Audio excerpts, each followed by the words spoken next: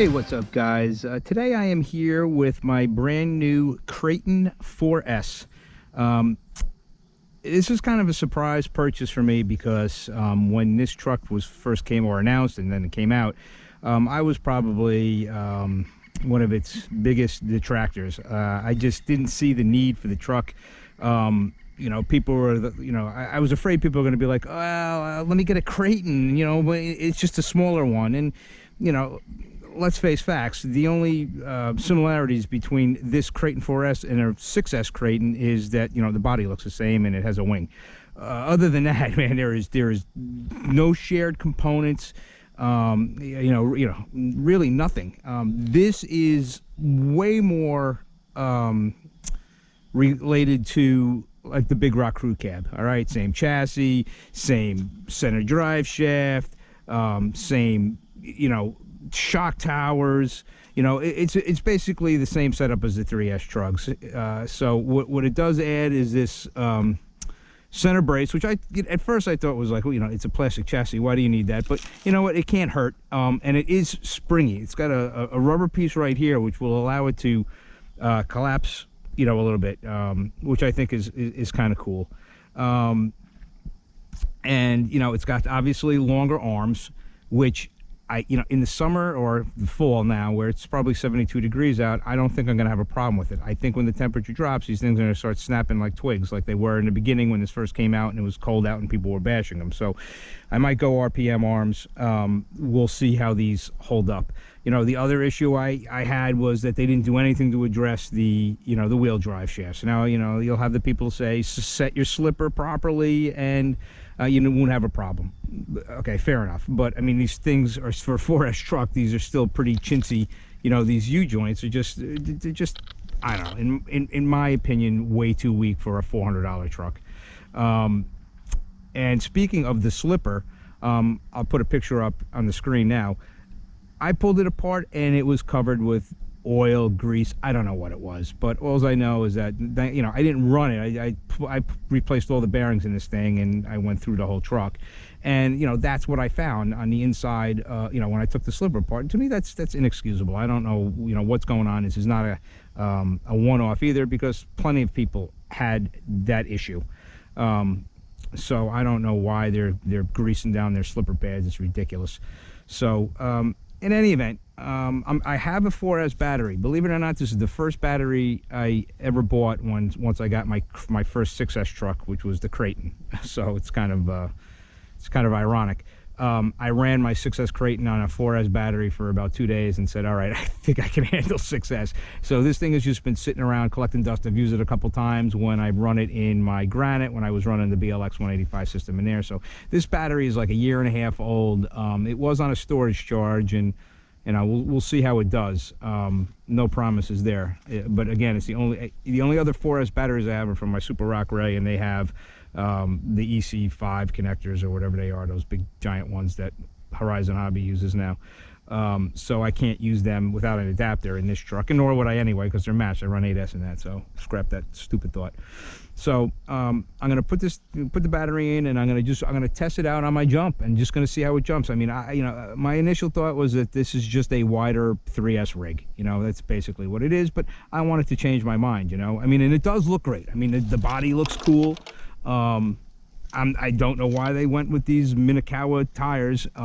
They sucked on the 6S. My first Kraton 6S had these tires, and I ran them for maybe 2 weeks, and that was the end of them. I still have them. They're sitting inside collecting dust. These were not good on that rig. We'll see how they are on on here. The only other thing, I did vent them. I changed all the bearings. I went to a 15-tooth pinion from the stock 13, and I have a Savix 1211 SG servo, which is the not as torquey but faster servo. I'm going to see how that goes. I have a 1210. I just wanted to try this to see what it's like. So, all right, let me get this. One other thing I forgot to mention is I do not like the wheel hex situation on these 4S rigs. The actual 17mm hex itself feels like the cheapest metal that there possibly is. I don't trust it at all. And then they're using these 8mm nuts, which I think is just so stupid.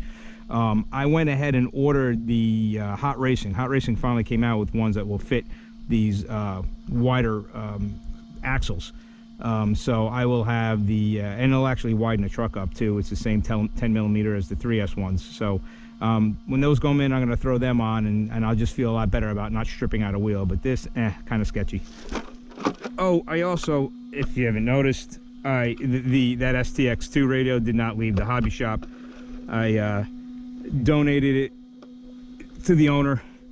He wanted to trade me. He was going to give me a receiver that'll work with this, and I already had one. I said, please. I said, you know, keep the receiver. First of all, he does a lot of stuff for me. That's Tyler from Danbury Hobby.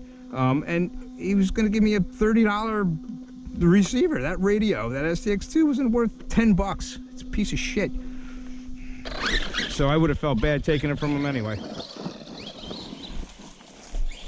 Ooh, it don't turn under power very well. I do have new servo savers coming for all my trucks, all my 3S and this, because this thing just opens up too easily.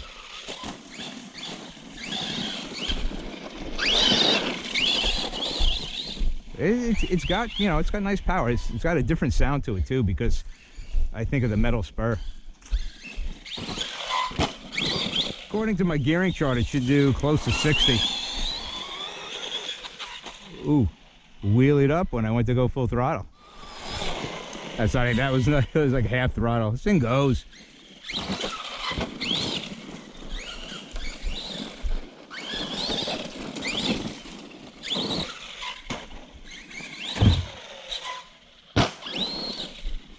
My shocks were not leaking out of the box, which I know happens to a lot of people on both the 3S and 4S trucks, but I want to run these shocks. If they don't leak, I'm running them, because I think they're actually decent shocks, even though they're plastic.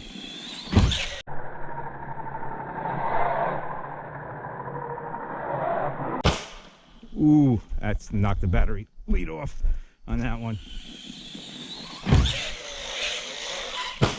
Nice. All right, well, I can tell you this, it goes, it definitely jumps higher and farther than my 3S trucks. That was pretty good.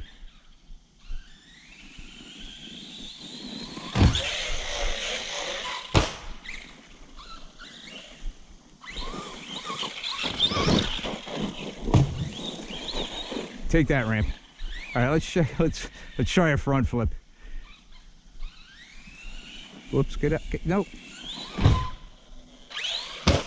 Yeah, that was, my timing got screwed up because I had to correct it. Let's try that again.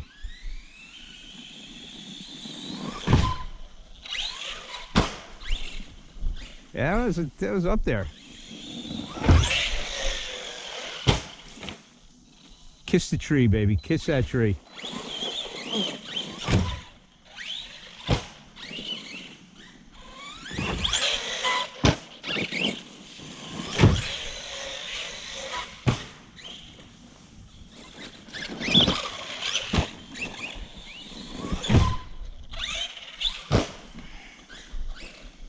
Yeah, this thing jumps nice.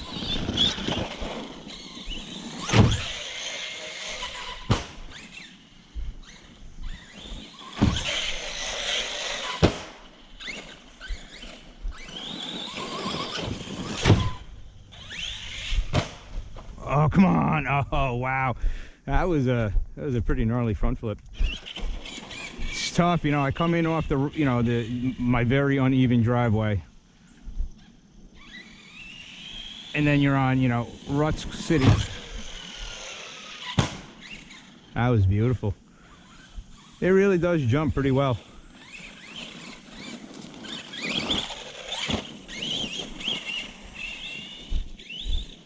This is a pretty badass little rig. Now, here's the $1,000,000 question. Is it $100 better than the 3S rig? You know, that's really what I have to ask myself. So it's going to take me a while to come up with a good answer for that. All right, guys, off camera, I did a couple of jumps, and it hit LVC right in the middle of one. That's always the way, and I landed right on the roof. So the only damage, though, is, you know, I've been bending these clips, and I pulled this one out through already, which sucks when I was pulling it off. But that's really not a big deal. I don't think I have any of these with all the clips still intact. So I'm just going to check to make sure that was LVC, but I'm pretty sure it was the blinking red light. I think blinking green is heat.